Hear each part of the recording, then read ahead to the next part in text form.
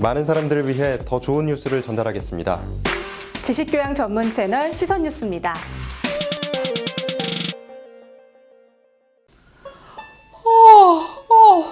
졸려. 아이캐비 야닝.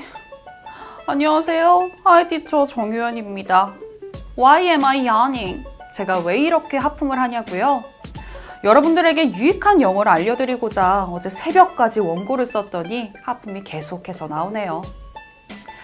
하품하다라는 말은 이렇게 yawn이라는 단어를 쓰는데요. 주변에 친구가 계속해서 하품을 하고 있다면 Are you yawning? Are you sleepy? 왜 하품하니? 졸리니? 라고 물어볼 수 있답니다. 하품을 하는 것을 참다라는 말은 stifle a yawn 이라고 하는데요. 그럼 저는 방송을 위해서 I'm trying to stifle a yawn 하품 나오는 것을 참도록 하고요. 오늘은 하품처럼 몇 가지 생리 현상을 나타내는 말들을 알려드리도록 하겠습니다. 먼저 도저히 거부할 수 없는 그것, 딸꾹질인데요. 딸꾹질은 영어로 hiccups라고 합니다. hiccups는 딸꾹질이라는 명사지만 동사로도 쓰여서 딸꾹질하다라는 의미가 되기도 합니다. 하지만 보통은 have나 get을 이용해서 have the hiccups, get the hiccups가 딸꾹질하다라는 의미로 쓰이곤 하는데요. I'm having the hiccups. It's so painful. 딸꾹질이 나고 있어. 고통스러워 라는 말이 되고요. I can't stop getting the hiccups 라고 하면 딸꾹질을 멈출 수가 없어 라는 말입니다. 두 번째는 들키면 창피한 그것, 방귀를 뀌다 라는 표현을 알아볼 건데요. 동사 fart가 방귀를 뀌다 라는 의미를 가지고 있어서 Who farted? 라고 하면 누가 방귀를 뀌었어? 라는 의미가 됩니다. 또 속어를 이용해서 누가 방귀를 뀌었어? 라는 말을 표현할 수도 있는데요.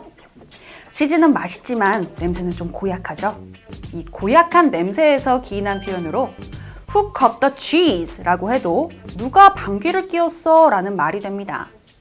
셋째, 몸이 간지러울 때는 어떤 표현을 쓸까요?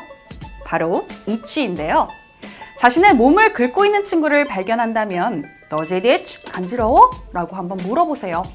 그리고 등처럼 손이 잘 안 닿는 곳을 긁고 있다면 Let me scratch your back 이라고 등 긁어줄게 라고 말하면 상대가 감동하지 않을까요?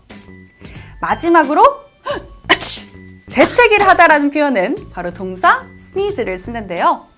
나도 모르게 재채기를 했을 때 excuse me 라고 말해주는 센스 잊지 마시고요.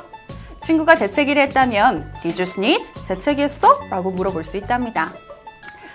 외국인들은 재채기를 하면 순간적으로 영혼이 빠져나간다고 생각을 해서 Bless you, 신의 축복을 이라는 말을 하는 문화가 있는데요. 이런 문화도 잘 알아놔야 되겠죠? 만약 친구가 재채기를 한 제게 Bless you 라고 한다면 그냥 간단하게 Thank you 라고 답하면 된답니다. 자, 오늘은 생리적인 현상이 터졌을 때 영어로 어떤 표현을 하는지 배워봤는데요. 나도 모르게 나오는 생리적인 현상을 내가 겪거나 주변 친구가 했을 때 영어로 자연스럽게 응수하는 방법 잊지 말자고요. 겨울이 끝나가고 있지만 여전히 추운 날씨인데요. Bless you.